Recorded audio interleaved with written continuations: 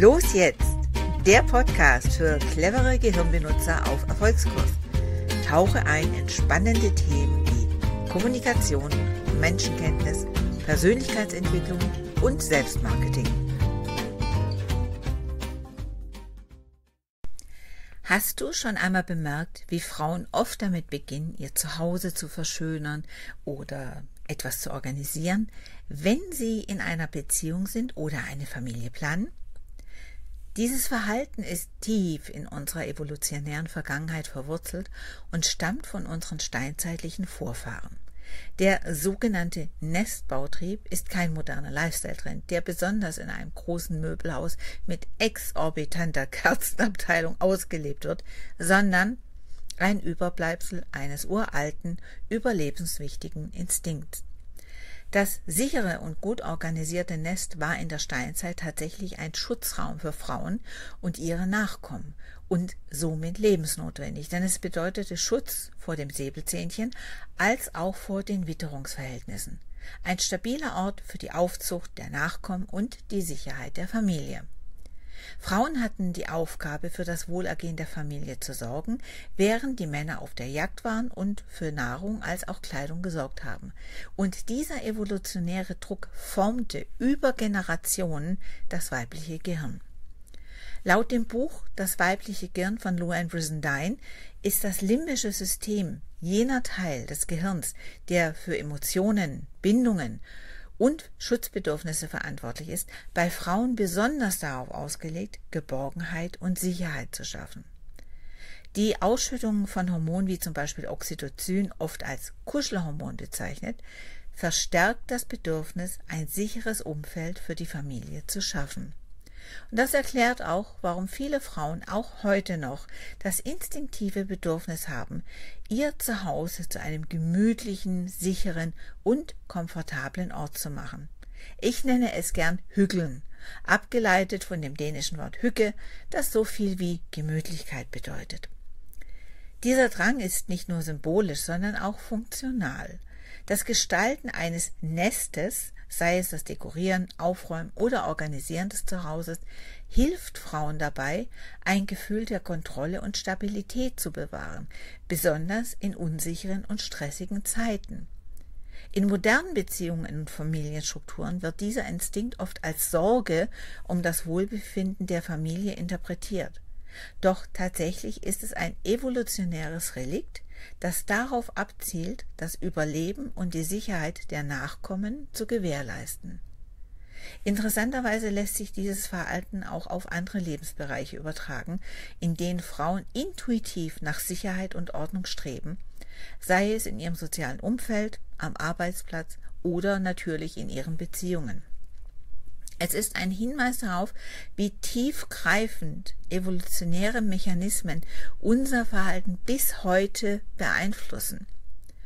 Ein weiteres urinstinktliches Verhalten ist die erhöhte Stimmlage, die viele Frauen unbewusst annehmen, wenn sie mit potenziellen Partnern oder auch mit einem dominanten Alpha-Männchen sprechen.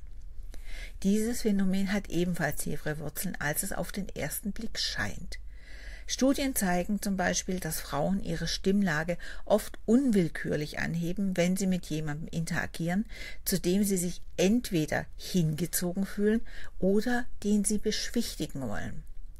Frauen erhöhen ihre Stimme auch in Situationen, in denen sie sich unterlegen fühlen oder sich unterordnen wollen, beispielsweise gegenüber einem dominanten Alpha-Mann, und hier spielen dann auch wieder verschiedene evolutionäre und soziale Mechanismen eine Rolle. Wenn jetzt zum Beispiel eine Frau sich in einer Situation befindet, in der sie auf einen dominanten oder bedrohlichen Mann trifft, kann die höhere Stimme dazu dienen, Aggression abzubauen und die Situation zu entschärfen.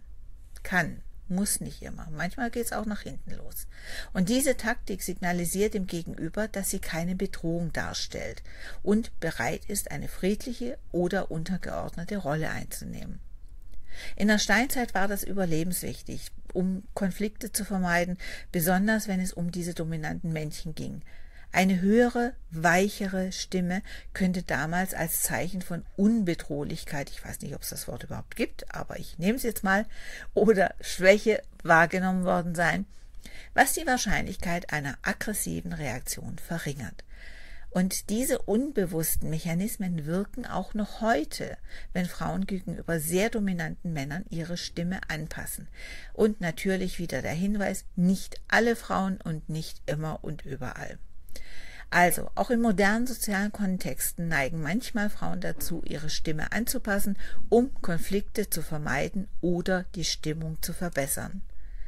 In Interaktion mit autoritären oder dominanten Persönlichkeiten verwenden sie oft eine höhere, sanftere Stimmlage, um als freundlich, kooperativ und nicht konfrontativ wahrgenommen zu werden, zumal in vielen Kulturen und Gesellschaften immer noch von Frauen erwartet wird, dass sie sich in herausfordernden oder unangenehmen Situationen zurückhaltender und weiblicher verhalten.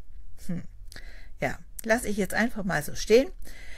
Das sind die wissenschaftlichen Ergebnisse.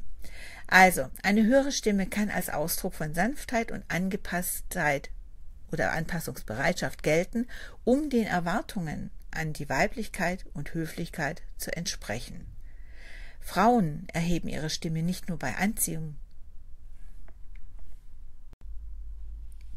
Eine höhere Stimme kann als Ausdruck von Sanftheit und Anpassungsbereitschaft gelten, um den Erwartungen an Weiblichkeit und Höflichkeit zu entsprechen oder natürlich auch oft, um die Situation zu deeskalieren und das Gegenüber zu beruhigen. Das ist auch ein Überbleibsel archaischer Kommunikationsstrategien, die heute immer noch in unserem Verhalten sichtbar sind. Jetzt dann aber doch mal zurück zur Partnerwahl. Die erhöhte Stimme ist eine subtile, aber wirkungsvolle Art, sich zu präsentieren und auf unbewusster Ebene Signale zu senden, die tief in unserer evolutionären Geschichte verankert sind. Eine höhere Stimmlage wird häufig als Zeichen von Weiblichkeit, Jugendlichkeit und Fruchtbarkeit wahrgenommen. Eigenschaften, die während der Steinzeit besonders begehrt waren. Ja, auch Mammutjäger und Keulenschwinger hatten schon ihre Präferenzen, was das zukünftige Weibchen angeht, denn damals war die Partnerwahl stark von Hinweisen auf Gesundheit und Fruchtbarkeit abhängig, weil das eben die Chance auf Fortpflanzung und das Überleben der Nachkommen erhöhte. Frauen, die diese Merkmale verkörperten, hatten evolutionär gesehen einen Vorteil bei der Partnersuche. Die Stimmlage wurde somit zu einem unbewussten Signal, das diesen Vorteil unterstrich. Richard Prum thematisiert in seinem Buch Die Evolution der Schönheit, wie die Partnerwahl von solchen subtilen Verhaltensweisen beeinflusst wurde. Eine hohe Stimme, die Jugend und Attraktivität signalisiert, war in archaischen Zeiten ein wichtiger Faktor für die erfolgreiche Partnerwahl. Männer wurden evolutionär dazu veranlasst, diese Merkmale als Indikatoren für Fruchtbarkeit und Gesundheit zu deuten. Eine Frau mit einer höheren Stimme schien jünger und damit potenziell fruchtbarer zu sein, was sie als Partnerin begehrenswerter machte. Interessanterweise ist dieses Verhalten aber nicht nur auf die menschliche Partnerwahl beschränkt, sondern findet sich auch in der Tierwelt. In vielen Spezies bevorzugen Männchen Weibchen, deren Laute Jugend und Fruchtbarkeit signalisieren. Dieses Verhalten lässt sich somit als universelles biologisches Prinzip verstehen, das ganz tief in den Mechanismen der sexuellen Selektion verankert ist. Heutzutage mag eine höhere Stimmlage nicht mehr dieselben lebenswichtige Rolle spielen wie in der Steinzeit, doch sie beeinflusst weiterhin, wie Menschen einander wahrnehmen, bewusst oder unbewusst. Sie dient als eine Art akustisches Schönheitsmerkmal, was auch in modernen Kontexten noch eine Rolle bei der nonverbalen Kommunikation spielt, insbesondere in zwischenmenschlichen Beziehungen und beim Flirten. Apropos Partnerwahl. Eine in meinen Augen sehr faszinierende Theorie, die Richard Prum in seinem Buch Die Evolution der Schönheit anspricht, besagt, dass die weibliche Partnerwahl eine entscheidende Rolle in der Entwicklung des menschlichen Gehirns und bestimmter männlicher Eigenschaften gespielt hat. Vielleicht auch sogar des männlichen Gehirns. Das hast du jetzt nicht gehört. Also, Frauen waren demnach nicht nur passive Akteure in der Evolution, sondern vielmehr auch treibende Kräfte, die durch ihre Entscheidungen den Verlauf der menschlichen Entwicklung maßgeblich beeinflussten. Prum argumentiert, dass Frauen durch ihre Vorlieben und Kriterien für Partner die Evolution sowohl physischer als auch psychologischer Merkmale vorangetrieben haben. Finde ich super spannend, super faszinierend. Und das betrifft alles, von körperlicher Attraktivität bis hin zu Verhaltensweisen, die sich in der modernen Partnersuche widerspiegeln. Was wiederum erklärt, warum sich manche Männchen heute noch gerne zum Affen machen, die Muckis aufpumpen und anfangen zu gockeln. Männer, die körperlich stark und fähig waren, ihre Partnerin und den gemeinsamen Nachwuchs zu schützen, hatten daher größere Chancen, sich fortzupflanzen. Aber es ging nicht nur um die körperliche Stärke, auch soziale und emotionale Intelligenz spielten eine Rolle. Männer, die Schutz, Sicherheit und Fürsorge zeigen konnten, galten als attraktiv und waren bevorzugte Partner. Das zentrale Element dieser Theorie ist die Vorstellung, dass Frauen besonders darauf bedacht waren, Partner zu wählen, die Schutz und Sicherheit bieten konnten. Diese Auswahlkriterien hatten tiefgreifende Einwirkungen auf die Evolution des männlichen Verhaltens und Aussehens. Louann Brizendine zum Beispiel betont in Das weibliche Gehirn, dass Frauen in der Lage sind, potenzielle Partner anhand von Hinweisen auf Schutz und Sicherheit zu bewerten.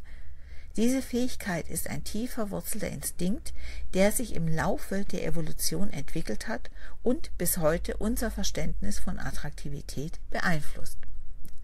Viele Frauen empfinden oft Männer als anziehend, die in der Lage sind, eine stabile und sichere Umgebung zu schaffen, sei es auf physischer oder emotionaler Ebene.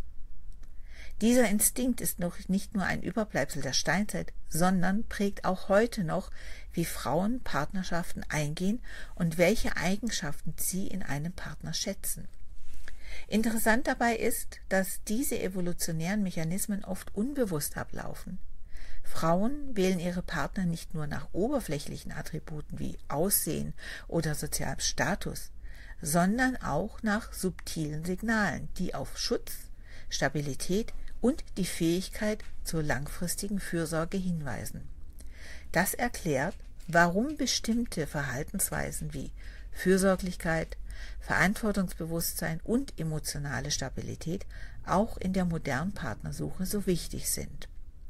Prum und Brizendine zeigen, dass die weibliche Partnerwahl nicht nur die Entwicklung der männlichen Merkmale beeinflusst hat, sondern auch eine entscheidende Rolle in der Formung unseres sozialen Verhaltens spielt.